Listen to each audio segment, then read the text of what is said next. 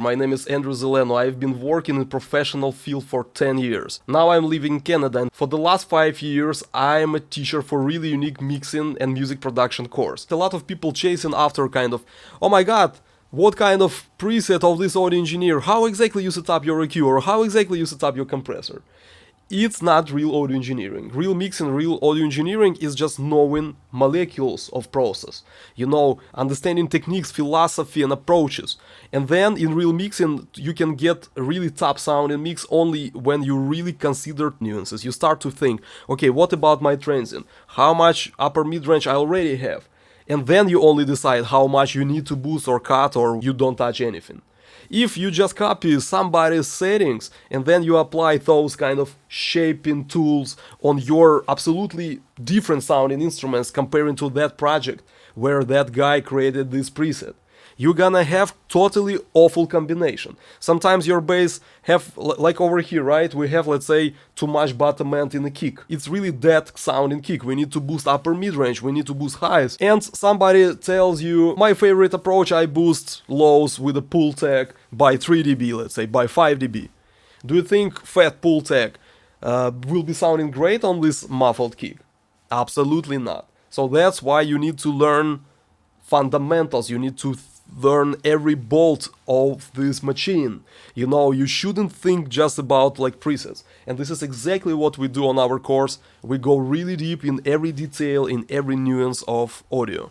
So what's the problem with long release? Long release is like diving submarine. You know, so when your compressor starts to compress, how much they compress? Let's check it out.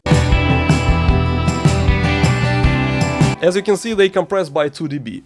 Of course, it will not be so awful in this case, because 2 dB is like forgiving you all these mistakes, but still, you know, your submarine dives by 2 dB down. Maybe 2 dB is not too much on individual track, but on the master bus, on the full song, 2 dB still matters. And this compressor trying to stop working. Before the next part, it would be great to stop working, or at least having like just a little bit of compression in the end of this process during first part. Because second part, which is this one, also gonna have this kind of initial transient, which is a punch of a kick or snare or whatever. And guys set up it like 1 second and 200 milliseconds. You know, it's just too long. It means your compressor gonna polish next part instead of kind of allowing transient to go through at least a little bit and then squeezing everything together. This is picture of short release, so compressor will count every part on its own. Even if you polish next part, maybe your release still longer, right? It can be still touching next note like this. How much decibels you compress over here? It can be 0.5. But guys, using 1 second and 200 milliseconds. It means your submarine never tried to go to the surface. It's like all the way down. And next part, and next part, and next part. Compressor works all the time, so it sounds muffled. It doesn't sound open.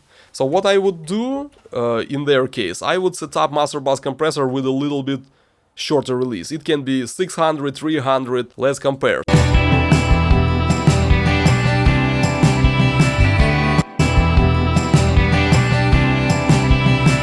Notice how snare punchier with automatic release.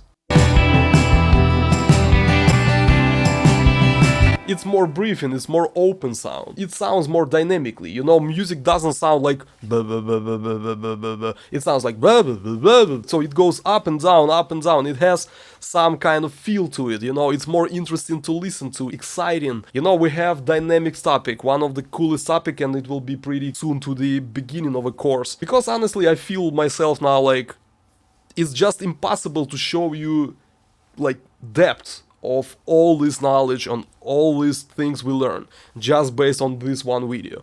So what I can show you in this one video, right? Pretty nothing.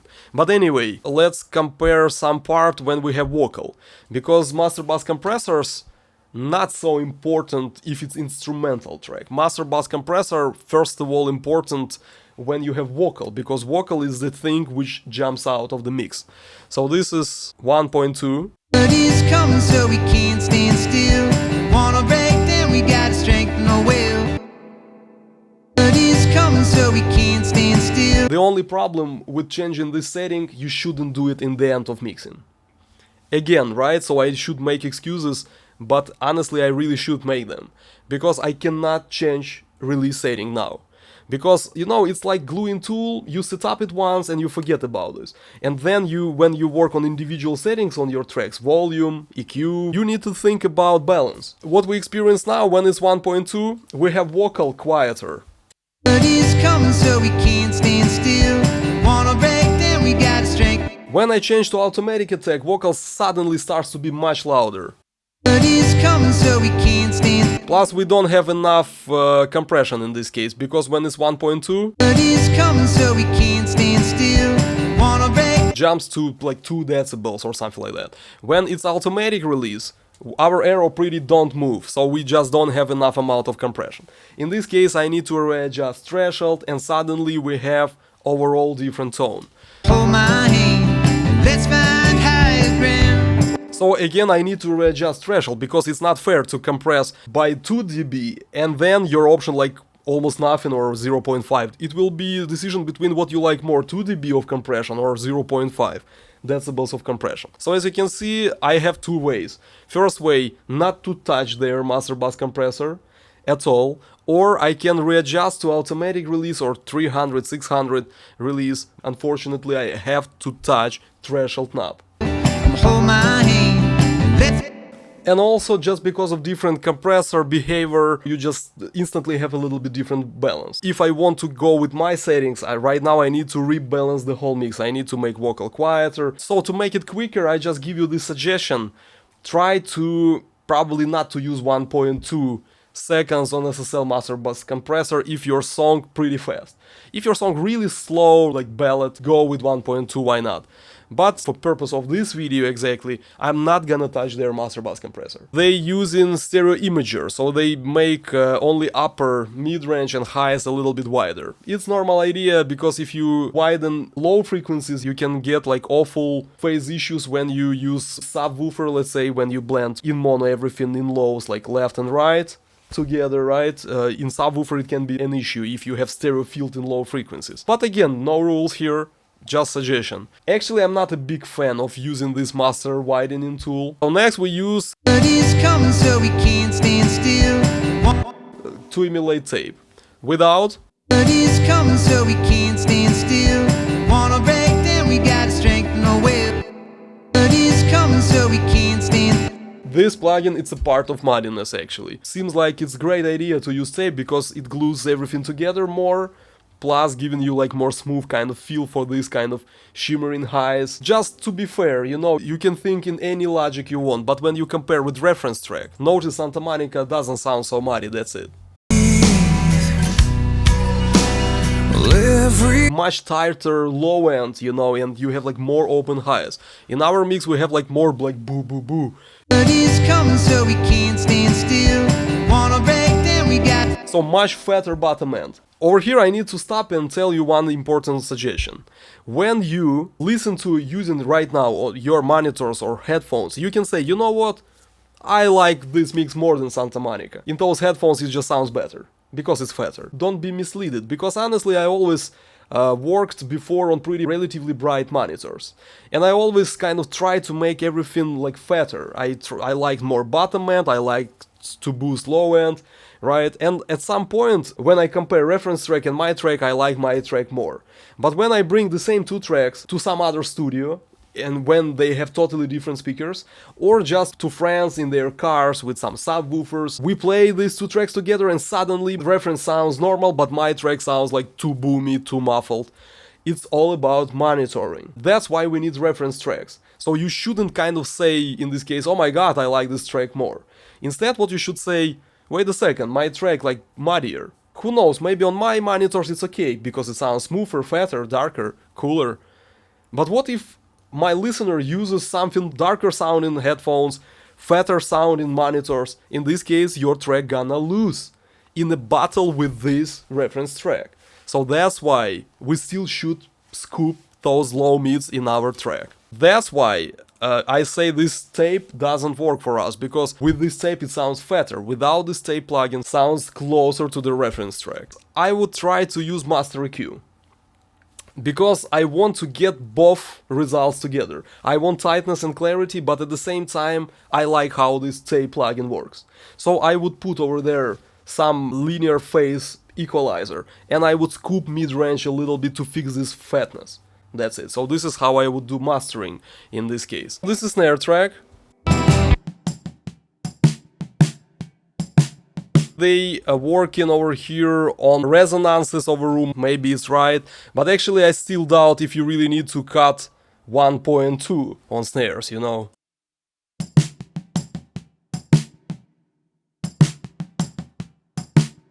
Cutting through kind of aspect if you don't cut 1.2.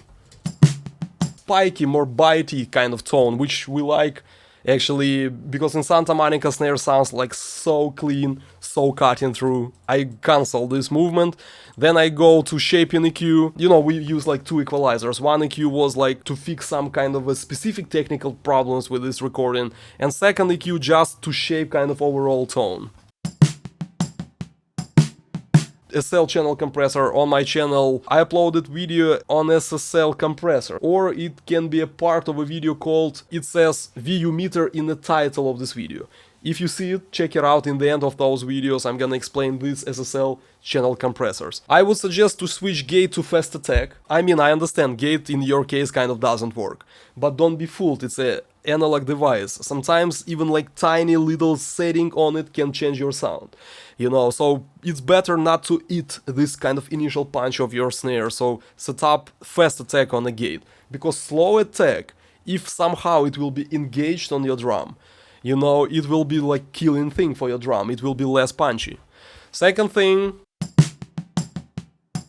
you use 400 milliseconds release on this compressor. It sounds like darker. So let's do A/B comparison. Notice like 400 sounds darker.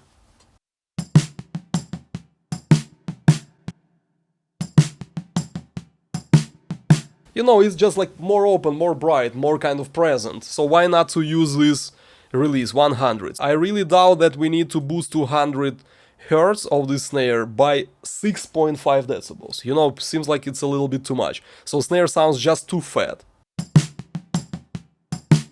So I would use maybe 3 dB instead of 6.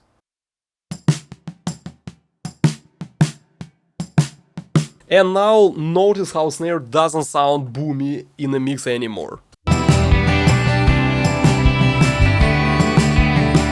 Only one thing, it sounds quieter. When you don't boost some frequencies that much anymore, your instrument instantly sounds quieter. So you need to compensate with the fader or with output fader of a plugin. So I boost a little bit over here on the output.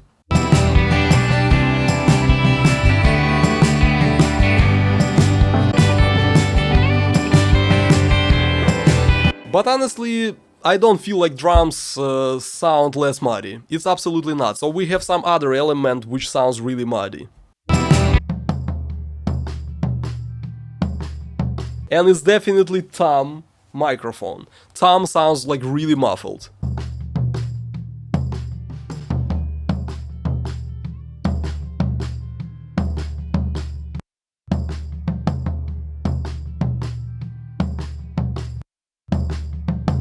Again, it's 1176 compressor. Notice like tom sounds much more open and like present and clear when it's shortest release, which is 50 milliseconds. It's not too short. So let's use shortest release on the tom. You have some other sounds, not only tom sound. Try to isolate in your brain tom alone, and then consider like tom sounds darker and like more muffled with this release, and tom sounds more open and bright and present with shortest release.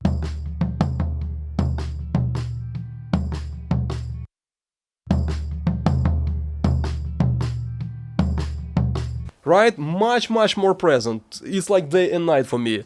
Not sure what you exactly hear, but depending on the experience of my ears and my monitoring system, it's just like day and night. First thing what I don't like about my student's tom is this boost around 140.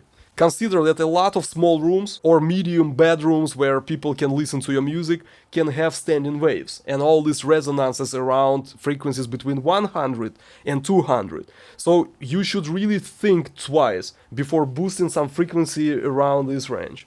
So I just by default not gonna boost this frequency.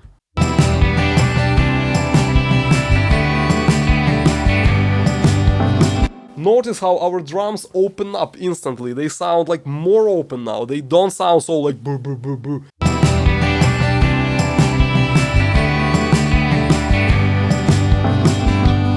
Of course, it's not like finalized version, of course you should tweak more, you should find the right balance. Also, I feel like this tom sounds a little bit underwater because students didn't boost right frequency. They boosted 1K, this drum sounds like underwater because of that. If I do, let's say, higher frequency,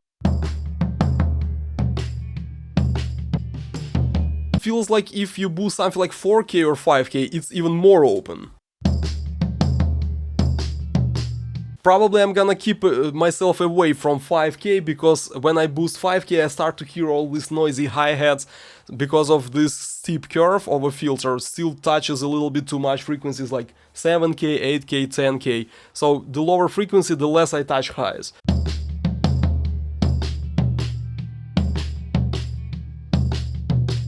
Yeah, 3.7 gonna be my sweet spot.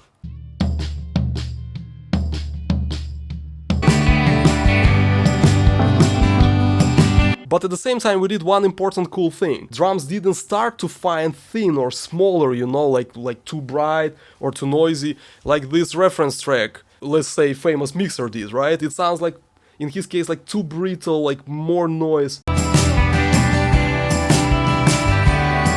It's like all the time.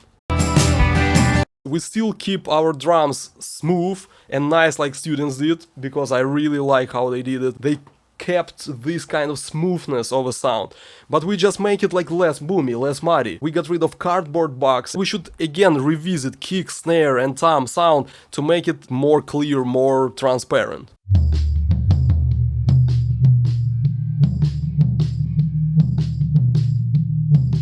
$150 awful, cut. Remember, students boosted this frequency, but it sounds just wrong in this case.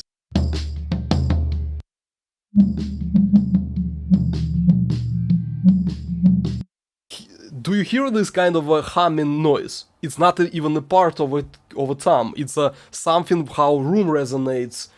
In this case, it sounds like ooh, ooh, ooh. You know, it's not like how tom sounds. It's like scary tom, you know, like ooh, ooh, something like this. So definitely 185 or 200 should be cut.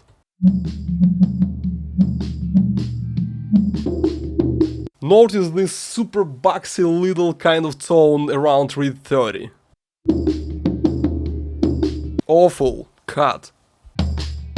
Of course, there is a couple of ways how you mix. Some audio engineers don't cut frequencies at all. Some audio engineers just boost more highs, you know, like to bias your balance towards high frequencies. You can do it like that as well, but in this case I prefer just to find the frequency. Usually I'm against all these kind of little cuts. For this kind of awful, muddy sounding tom, I kind of have no choice. And a little bit snare, right? Snare still sounds muddy. I want to make it like nice and clear. Let me redo kick at all, you know, so I kind of don't feel it. I'm not gonna be using any saturation plugin because, you know, all the saturation plugins, when they based on analog bus, it's basically like you exceeding analog 0. And you start to get like more saturation, but you also gonna start to have natural compression. In this case, you smooth out your transients and drums can be not so punchy. I feel like I need this kick cutting through the mix instead of smoothed out sounding, you know. Also, students use 11E76 compressor. I don't like it on this kick, it just really doesn't work, so I get rid of this. I'm gonna be using Softtube Console 1 controller, plugin like SSL channel strip from Waves, but of course with different tone. Don't think every plugin sound the same. It happens sometimes, but the next part of audio will not be recorded. Screen is okay, everything is okay, just you're gonna hear on camera mic.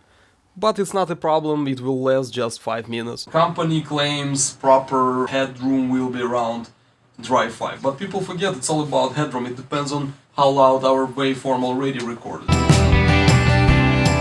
But for me, you know, I feel like these kicks can be like too muffled. What exactly happens in the console when you exceed analog 0? You start to get like more saturation and more compressed signal. So you start to lose this kind of a punchy, clear, spiky sounding transients. In our situations in this kick, we actually need to do opposite. We need to emphasize this punch. So I lowered drive a little bit down, not to have too much of it. I want much brighter top end, so I choose 10K and I just What's the point to boost highs? It's noisy, it emphasizes snare, but it's a kick sound, maybe we don't need it. Main problem with highs in this kick just doesn't sound present. You know, sometimes it's about physics rules. According to physics, you hear more high frequencies when your source closer to you, right? So it can be like closer, and that's why kick can be emphasized in the mix. Just ask yourself, if your friend stays next to you, do you hear high frequencies? Definitely you hear it. But if your friend will be screaming at you from, let's say, on the street from 200 meters away from you, what do you think? You're gonna hear all these kind of high frequencies? No. So this is how we already got used to in our life, living on this planet for many, many years. You already kind of admit this fact. Like, the less highs you have, the less present this signal is. Honestly, I would prefer to use something like parallel compression or something like that, but for today we just don't have time for it, so I just go with transient master. So I emphasize punch. Too much low mid, you know, so I'm gonna try to find this boxiness. So we definitely have this kind of a boominess around 200, so I cut it a little bit. Mirror frequencies theory. We learned it on my course, but I'm gonna reveal only one part of this theory. When you boost a lot of highs and a lot of upper mid-range, I definitely did kick sounding kind of noticeable, right? So you hear it.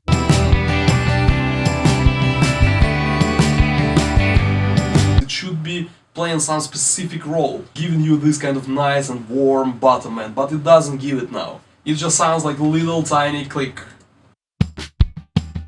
Right? It's like click, click, but let's bring a little bit more bottom end to it. We already learned before it's a 56 Hz fundamental tone of this kick, so I use this frequency. If you boost low frequencies with shell filters, usually you have like deeper and nicer kind of bottom end.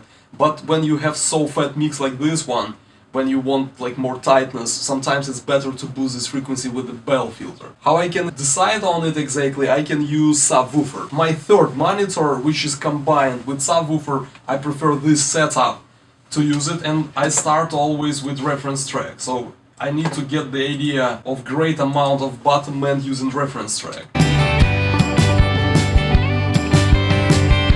And now it sounds really boomy, you know, drums should be like tight and nice. Instead what I hear is like when kick doesn't sound, it sounds like normal, and kick hits and it sounds like too loosey, too boomy, like So I want to use bell.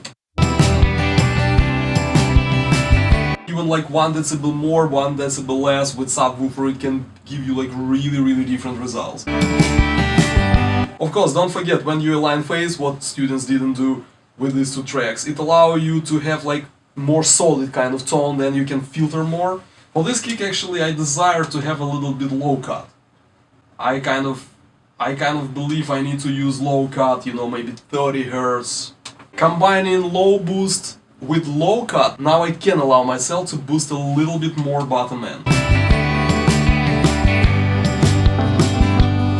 Prospects of a crazy dream, it's easy to See, even in this kind of relaxed part, it sounds much nicer, because kick sounds like more tight, more noticeable. But suddenly I recalled our master bass compressor with 1200 milliseconds, and I understand with shorter release on this compressor we can get even like more open, more clean, more punchy, and more like solid sounding drums.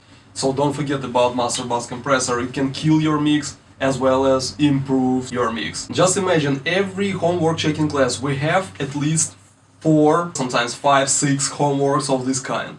Every mix has nuances. So you see not only your mixes, but mixes from guys from your group, which is amazing because it gives you like 4 or 5 times more experience and more ideas, more situations, not just like random kind of situation of your mix. You know, so it's amazing that we work in groups because of that. Of course, it's 9 months. Every homework check-in something new appears. Sometimes in mixes you have more problems with instruments, with guitars, with synthesizers. We work on any genre you can imagine. I mean, it doesn't matter for us if it's rock song, you know, if it's metal, or it's hip-hop, or it's EDM track, or classic music, depending on what genre and what music student prefers. Bassline. We have 2 basses. Guys decided to do next. They decided to create so-called frequency crossover. This is what we learned on our course. They forgot only one thing. So they have one bass, they copy this bass to 2 tracks. The problem is guys forgot to use the same order of filters. 12 decibels per octave, 6 decibels per octave. In this case you're not gonna have correct phase.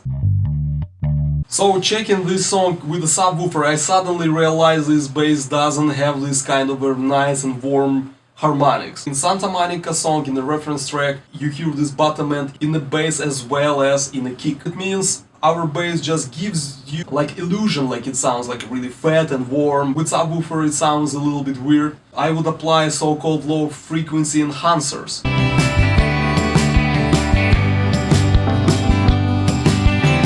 I lowered volume of kick a little bit because with subwoofer it sounds like too much contrast between everything else and the kick. With subwoofer kick just like woo, like too much of it, you know, so I just compensated. I shortened the tail of a kick a little bit and I made it just quieter.